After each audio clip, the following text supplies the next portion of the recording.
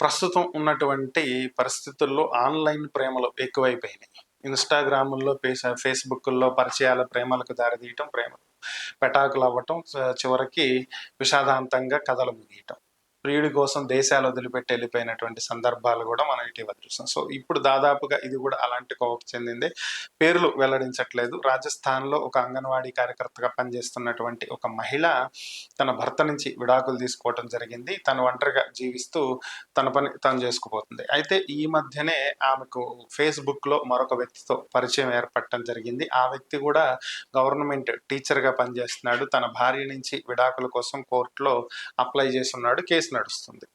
So ఫ్రెండ్స్‌గా పరిచయం అయినటువంటి వీరి పరిచయం కాస్త చివరికి ఇల్లీగల్ అఫైర్‌కి దారి తీయటం జరిగింది. ఇక తర్వాత ఆమె పెళ్లి చేసుకోవాల్సిందిగా అతన్ని ఫోర్స్ చేయటం.